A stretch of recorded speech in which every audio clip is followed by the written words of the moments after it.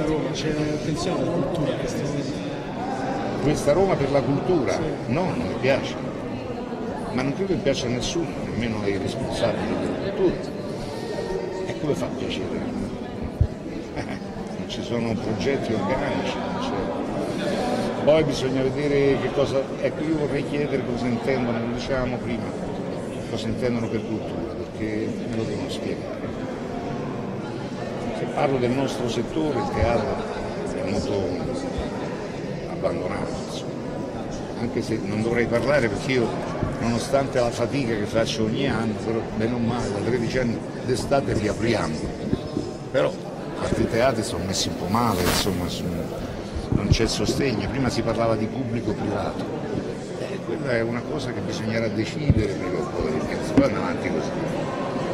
Domenica prossima invece si vota, lei si è definito un romano deluso ma faticosamente ottimista. Che idea si è fatto di questa campagna elettorale? Quello che pensavo, niente di nuovo. Tutti che dicono quali sono i bisogni di Roma.